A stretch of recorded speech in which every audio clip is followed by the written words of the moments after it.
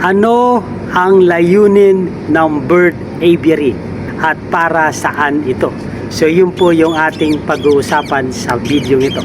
Mapagpalang araw mga kahabi. Welcome po sa ating YouTube channel, at kung bagong viewers ka at kung napadaan po kayo at kung gusto nyo yung ganitong talakayan regarding po sa buhay mag-ibon, ay humingi po ako ng favor. Please subscribe my YouTube channel, Olen Aviary at iba pa. So sa mga Facebook, nakikita natin sa mga pangalan nila ay merong mga aviary. At kahit sa YouTube channel ay may mababasa tayong mga aviary. Kahit sa TikTok o sa saang social media, or kahit sa tirahan ng ating mga pag-aalaga ay may nakasulat na pangalan natin, tapos may kalakip na aviary. So katulad ng aking Facebook page, yung Olen Aviary at iba pa. At ganoon din po yung ating YouTube channel, Olen Aviary at iba pa. So ano nga ba yung aviary at para saan ito? Ano ba yung layunin ng aviary? So yun po yung ating topic. So alamin muna natin, ano nga ba ang aviary? Ang kahulugan ng aviary, bahay o kulungan ng ibon. Mula sa salitang Latin na avis, na ibig sabihin ay ibon. Ang aviary ay isang malaking kulungan o lugar na may bakod kung saan inaalagaan at pinapangalagaan ang mga ibon. Maaari itong gawin mula sa bakal, kawayan, kahoy o net, at kadalasang may mga halaman o puno at tubig sa loob upang maging parang natural na tirahan ng mga ibon. So yun po ang ibig sabihin ng aviary. Dahil marami din tayong mga kahabi na nagtatanong, kailangan ba gumawa muna ng aviary bago mag-apply sa DNR? So hindi po mga kahabi. Ang recommended lang para makapag-apply tayo sa DNR ay yung meron tayong requirements na magpo-provide na yung aalagaan nating ibon ay merong kalakip na dokumento. So hindi po natin kailangan na gumawa ng aviary. Ang kailangan lamang po natin ay cages para sa ibon. Ngunit kung gusto nyo ng setup ng aviary ay pwede rin naman po. Mas maganda ang aviary para nakakalipad ang mga ibon, spread sila ng kanilang wings, at parang malaya din sila na para silang nasa natural na kapaligiran. So yun po ang aviary.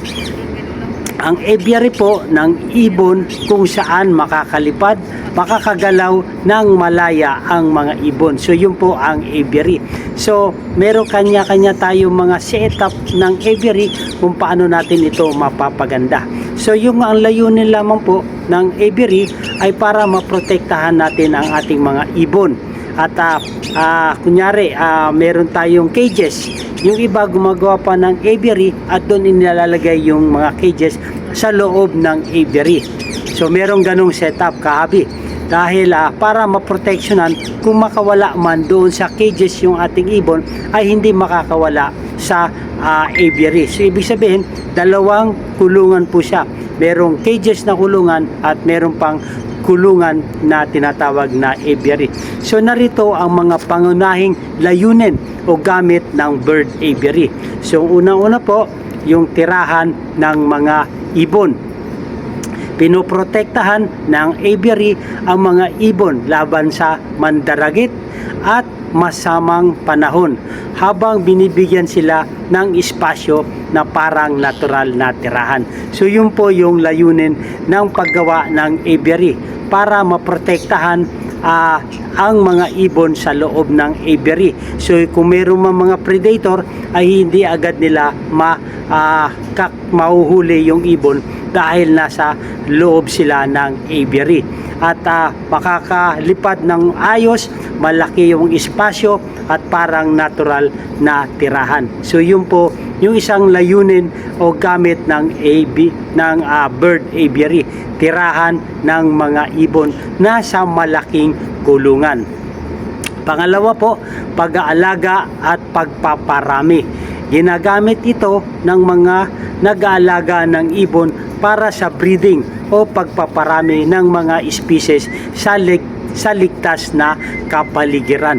So yung iba kasi mga kahabi, yung setup natin, ito yung tinatawag na colony breeding. So sama-sama na po sila dyan, lahat ng mga species, or yung iba naman assorted species, yung iba naman ay isang species lang, ngunit iba-iba yung pinanggalingan. So para hindi po nagiging inbreeding sila. So yun po ang purpose ng aviary. So pagpaparami at pag-aalaga ng mga ibon, o yung tinatawag natin na colony breeding. So sa akin po, ito yung mga agapornis fishery ko, o yung mga lovebirds po na kung tawagin ay nasa colony breeding po sila. So yan po ang aking isang setup ng aking aviary, yung colony breeding. Yung isa namang aviary ko ay ito yung aking flight cage aviary na tinatawag. Ito po yung ang nakakalagay naman po rito ay mga Indian ringneck, para pag nag-matured sila ay kukunin ko na sila at ilalagay ko naman po sa breeding cage. So i-separate ko na sila dahil ang Indian ringneck mo ay territorial, so hindi sila pwede sa colony breeding. So na-experience ko po yan nung unang setup ko ng aviary, colony breeding ng Indian ringneck, ngunit nagsasakitan po sila. So hindi po viable na maging colony breeding ang Indian ringneck. Siguro if ever na mas malaki yung aviary, siguro pwede po yan. Pero pag maliit naman po yung aviary at magpapang-abot sila, ay hindi po sila maaaring maging colony breeding. So yung pangatlo po natin na pangunahing layunin sa paggawa ng bird aviary ay yung pang-display o pang-edukasyon. Karaniwan sa mga zoo o bird park, para makita ng mga tao ang iba't ibang uri ng ibon. So yun din po ang layunin ng isang aviary, para sa pang-display o sa pang-edukasyon. So tulad nga nung makikita natin sa zoo na malalaking kulungan, yun po ang tinatawag na aviary. At sa pang-edukasyon, para mapag-aralan ang mga karakteristik ng isang species. So yun po ang layunin o gamit ng isang bird aviary. So yung pang-apat po, yung konserbasyon. Bahagi rin ito ng mga programa sa pangangalaga ng mga mapanganib ng uri ng ibon upang maparami sila bago ibalik sa kalikasan. So ibang ginagawa pong aviary ay para sa mga species natin na makonserba yung kanilang lahi, makonserba yung kanilang species. So bago sila ibalik sa natural na tirahan nila or sa buhay ilang. So yun po yung purpose ng bird aviary, para makonserbasyon natin ang mga species na lalo-lalo na po yung mga endangered, yung mga extinct at saka yung threatened species. Yun po ang kailangan makonserba natin para mapanatili natin ang kanilang mga lahi or yung kanilang mga mutation. So last but not the least po, yung layunin o gamit ng bird aviary, palamuti o libangan. Sa mga bahay o parke, ginagamit din ang mga aviary bilang pampaganda ng kapaligiran at para masihan sa pagmamasid sa mga ibon. So yun po ang isa sa maganda kung meron tayong aviary. Tulad nung sa akin po, meron po akong 3 setup ng aviary.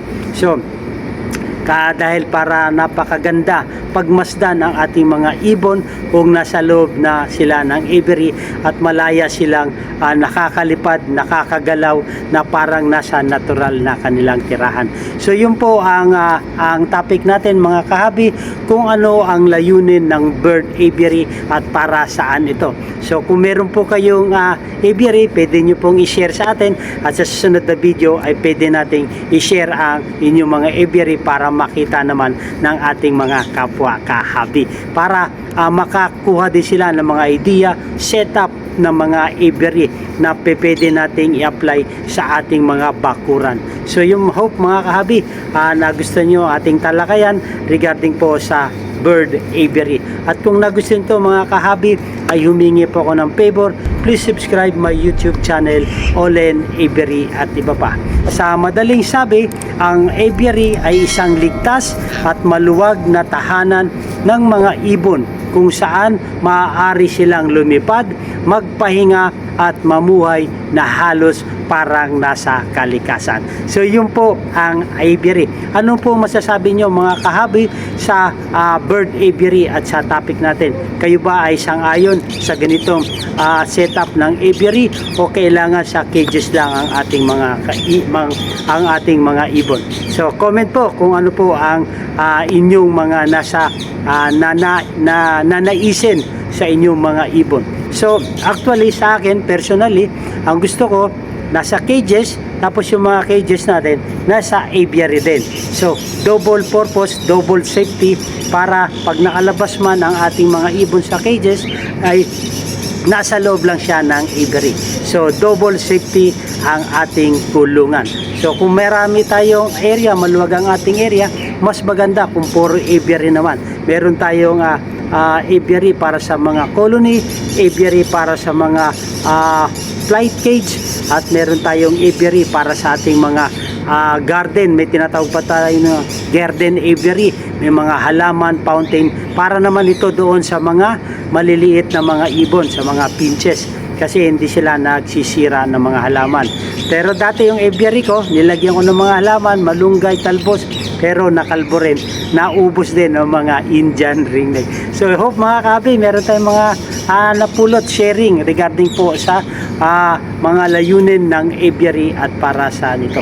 Maganda ang buhay kung meron tayong kaalaman sa aviary at kung ano po ang layunin nito at para saan ito. Mabuhay and God bless. Thank you for watching.